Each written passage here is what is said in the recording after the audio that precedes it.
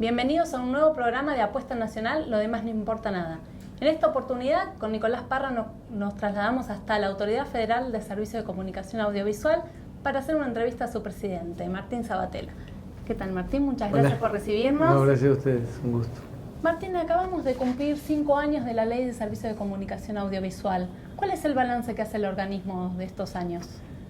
La verdad que hacemos un balance positivo, en un contexto además donde la ley tuvo que enfrentar el ataque de los grandes grupos concentrados mediáticos que buscaron de cualquier forma que no se cumpla, ¿no? O sea, estos grupos primero se resistieron a que la ley se trate en el Congreso, después cuando el Congreso lo aprueba resisten la aplicación de la ley con maniobras dilatorias y con distintas búsquedas judicializadas o judicializables.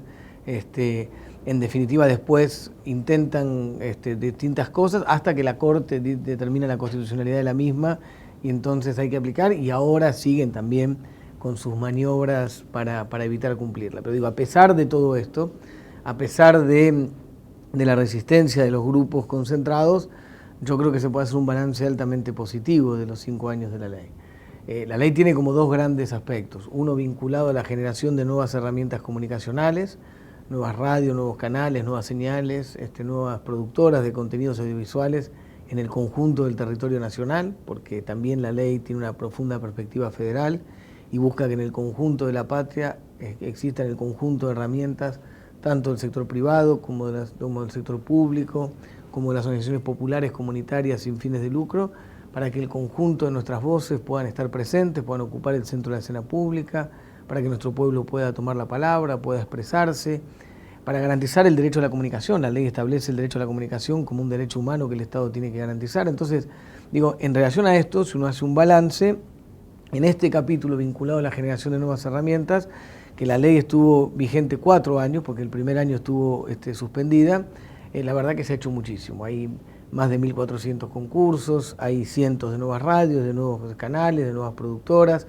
hay más de 6.000 horas de producción de contenido audiovisual, fruto del fomento también del Estado, 4.000 de ellas, hay más de 160 cable operadores nuevos, muchos cooperativos, hay radios de pueblos originarios, hay canales de pueblos originarios, hay canales y radios en universidades, en municipios, en provincias. Quiero decir, hay una cantidad de nuevas herramientas que ha permitido que se democratice o se vaya transformando el mundo de la comunicación en el conjunto de la patria. Y después está el tema de la adecuación, que eso en realidad tiene vigente de los 5 años 1 año, que es cuando la Corte determina la constitucionalidad. Y ahí se avanzó también bastante, hay 40 planes de adecuación, de esos 40 planes de adecuación se trataron ya 37 en el directorio, 22 fueron aprobados, están en proceso de ejecución. Uno de ellos, el del Grupo Clarín, salió del mundo de la adecuación voluntaria y pasó a la adecuación de oficio. Te decía, 15 fueron desestimados porque no había motivos de adecuación y 3 todavía están pendientes de tratar. Pero en 1 año ya se trataron 37 y de todos ellos hay 15 que se desestimaron y 7 de los 22 que están concluidos. Quiero decir, yo creo que se ha trabajado mucho y hay un balance altamente positivo. Y después hay una cosa más conceptual que yo creo que es fundamental. Yo creo que el debate de la ley, y ante la pregunta me parece importante también decir que esta ley es hija de una historia militante de muchos años, hay más de 30 años de debate democrático para tener una ley de la democracia, y ahí hay que reconocer a todas esas organizaciones políticas, sociales, gremiales, culturales, académicas que trabajaron para esto, la Coalición para la Difusión Democrática, los 21 puntos, y por supuesto la ley es hija del contexto histórico que funda Néstor Kirchner, que viene a interpelar el poder, a correr la frontera de lo posible, a recuperar la idea de que se puede, y es hija de la voluntad histórica profunda de la Presidenta de la Nación, es hija del coraje de la Presidenta de la Nación de agarrar esta historia y llevarla al Parlamento para que se haga ley. Pero digo, con todo esto, todos estos años de debate, también la aplicación de la ley, me parece que hay un balance altamente positivo, que es más conceptual, que es que hoy los argentinos y argentinas miramos la tele o escuchamos la radio y le ponemos un signo de pregunta a lo que vemos y a lo que escuchamos, y ya no es la verdad que antes creíamos que pasaba, ¿no? Entonces, mirar con una mirada crítica, valga la redundancia, construir una mirada crítica de lo que pasa en los medios, entendiendo que no hay una verdad y una cosa objetiva y que se expresa, me parece que es una construcción profundamente democrática y que le hace muy bien a la democracia. Entonces, creo que eso también es parte del balance y eso es altamente positivo. Martín, vos mencionabas recién las estrategias dilatorias del Grupo Clarín. Queríamos saber cuáles fueron las irregularidades que se detectaron en la adecuación del grupo. Sí, a ver, ellos siempre buscaron distintas cosas. Yo lo decía al principio, primero resistieron que se trate la ley, hasta actuaron intentando frenar el tratamiento en el Parlamento. Cuando el Parlamento lo aprueba, y ustedes saben que se debatió en foros en todo el país, el Parlamento lo aprueba con amplia mayoría, presenta medidas cautelares para suspender su aplicación y después logran que esté 4 años suspendido todo el proceso de adecuación hasta que la Corte determina la constitucionalidad de la misma de punta a punta. Pero hicieron de todo. Por un lado, todas las maniobras judiciales, pero también después todo una estrategia para desvirtuar los objetivos de la ley y mentir. Decir que la ley viene a atacar la libertad de expresión cuando viene a garantizar todo lo contrario, ¿no? Viene a garantizar, viene a garantizar justamente libertad de expresión.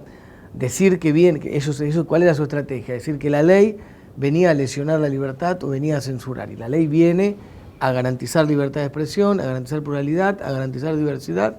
Como dijo la Corte, no hay garantías de libertad de expresión si no se le pone un límite a la voracidad de las empresas en el mundo de la comunicación, porque la concentración mediática y la posición dominante lesiona la libertad de expresión. Ellos quieren sostener esa situación de privilegio, que entre paréntesis es una situación de privilegio que construyeron con vínculos oscuros con la dictadura militar que están denunciados en la justicia, que construyeron también en la década del 90 cuando el país se hundía, ellos crecían, y que construyeron fundiendo cable operadores pymes, extorsionándolos cuando tenían el monopolio del fútbol. Ahora, después de que la Corte termine la constitucionalidad, ellos presentan su plan de adecuación porque no les queda más remedio. El plan de adecuación es el reconocimiento de que están excedidos y que tienen que dividirse, y entonces se dividen en 6 unidades. Eso cumple los requisitos de la ley, por eso el AFCA lo aprueba. Y justamente esto demuestra la voluntad del organismo de darle todas las garantías y todas las posibilidades, como a todo el mundo y como a todas las empresas, de que cumplan con la ley. Se aprobó ese plan de adecuación y después tenían que traer los nombres, o sea, cómo quedaban constituidas esas empresas. Y eso es lo que el AFCA investiga y ahí ve dónde están las trampas. Las trampas básicamente, últimas trampas, porque han hecho muchas, las últimas trampas vinculadas al plan de adecuación voluntario que presentaron, que el AFCA investigó y por lo tanto el directorio sacó a Clarín de la adecuación voluntaria e inició la adecuación de oficio. Las trampas son básicamente 2. Cuando dicen uno es que cuando dicen que dividen, es mentira, no dividen y mantienen los vínculos societarios entre ellos, cosa que la ley prohíbe en su artículo 48, justamente para que no haya un vínculo que les permita seguir manteniendo lo que la ley quiere impedir, que es una escala de negocios, que les dé una estructura de costos que le permita ventajas comparativas en el mercado, genere competencia desleal o práctica desleal. Y después, la otra trampa, y ahora la describo mejor, es que cuando dicen que venden, no venden, porque a quien supuestamente le venden le ponen una cantidad de condiciones que queda claro que no se desprenden de eso y que mantienen el control. En un caso, en los vínculos societarios, lo que descubrimos es que los que teóricamente no tienen nada que ver en la unidad 1 y la unidad 2, o sea, en TN, Canal 13, Mitre y otros, y Cablevisión, los dueños, Pagliaro, Aranda, que quedan en un lado, Mañeto y Ernestina Herrera de Noble del otro, y los socios que tienen, y los abogados que administran las 2 sociedades en estudios jurídicos que ya son sociedades comerciales, pero que además tienen intereses cruzados, los dueños, los socios, los abogados, todos tienen vínculos societarios, no solo en la Argentina, sino también en Panamá, en Nueva Zelanda y en Estados Unidos, cosa totalmente prohibida. Entonces tienen todos vínculos societarios, son socios entre ellos, son una gran unidad de negocio, que queda absolutamente claro que eso burla la ley y viola el artículo 48, que es la esencia que busca que haya independencia para que haya libre competencia en el mercado y para que el Estado pueda garantizar diversidad, pluralidad, libertad de expresión. Y cuando dicen que venden, dicen vendemos esta señal, pero con estas condiciones. Entonces le dicen, por ejemplo, tiene que haber una prenda a favor del Grupo Clarín. Venden, pero el señor que compra no puede vender a nadie más que al Grupo Clarín por 6, 7 u 8 años. Pasados esos años, durante 2 años más o más, la preferencia la sigue teniendo el Grupo Clarín. O sea que vos comprás algo que no podés vender a nadie, excepto al que te lo vendió a vos. Después dice, el 85% de la facturación de de lo que vos teóricamente compraste, se lo tenés que dar al señor que te lo vendió. Después te dicen que el 100% de los contenidos de la señal que teóricamente vos compraste, se los tenés que comprar al señor que te vendió la señal. O sea, hasta parece un chiste.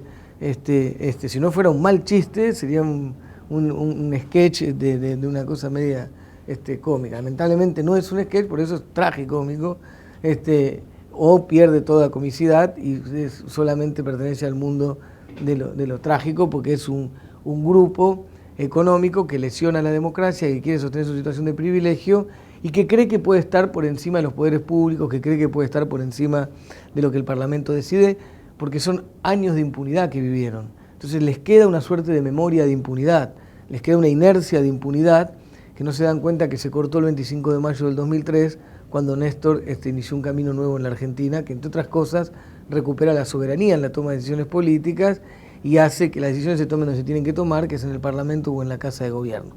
Digamos, esa memoria de impunidad los hace actuar de esa manera. Pero el Estado tiene que hacer cumplir la ley en igualdad de condiciones para todos, la ley se cumple en igualdad de condiciones para todo el mundo y nadie tiene coronita, así que tienen que cumplir la ley. Martín, la adecuación de Clarín, ¿cuánto tiempo va a llevar? ¿Qué tiempo tienen previsto ustedes desde el AFCA? ¿Y cuáles son los pasos que ustedes van a ir dando como organismo? La adecuación voluntaria es que vos reconocés que estás excedido, elegís lo que vas a vender y lo vendés, o lo transferís o lo dividís. La adecuación de oficio es el Estado, el que determina que se tiene que poner en concurso y lo concursa. Eso tiene plazos. El primer paso es la tasación del Tribunal Nacional de Tasación y luego el concurso. El AFCA todavía no estableció el cronograma, pero eso es inmediato, eso. Así que ya seguramente en estos días vamos a determinar cuáles son las fechas, vamos a expresar el cronograma y vamos a iniciar el proceso, insisto, primero de tasación, después de selección de las licencias y los bienes afectados al uso de la misma que se van a concursar y el concurso. Que en realidad es básicamente lo que cambia es que lo que era una venta que el titular elegía a quién, el Estado lo concursa. Que también en realidad, si el Grupo Clarín de verdad se iba a desprender, de verdad iba a perder el control, de verdad no iba a tener ninguna relación más con quienes supuestamente se dividía o vendía, en realidad el concurso lo único que cambia es que en vez de vendérselo eligiendo ellos, se ponen al concurso. Pero capaz que hasta consiguen más plata todavía, porque la libre competencia en un concurso puede hacer que consigan más dinero de que iban a conseguir vendiéndolo en forma directa. Así que si en realidad no estaban buscando una trampa, no les cambiaría demasiado. Pero evidentemente quieren hacer trampa y tienen una historia de trampas, tienen una historia vinculada a estas cosas, porque su situación de privilegio además no la utilizan solamente y no la utilizaron solamente esa posición dominante para tener grandes rentabilidades en el mundo de la comunicación audiovisual. Esa posición dominante y esa situación de privilegio, además de utilizarla para tener grandes rentabilidades en el mundo de la comunicación audiovisual, la utilizan para extorsionar los poderes públicos, para condicionar la democracia, para condicionar el rumbo del país, porque quieren poner al país al servicio de los intereses corporativos que ellos representan. Y eso es lo que no se bancan más. En realidad, lo que profundamente no se bancan más o no pueden soportar es que no mandan más. Entonces, y así actúan. Bueno, estuvimos hablando en este primer bloque de la adecuación de Clarín y de la Ley de Servicio de Comunicación Audiovisual. No se vayan, que en el próximo bloque vamos a hablar sobre el próximo año electoral.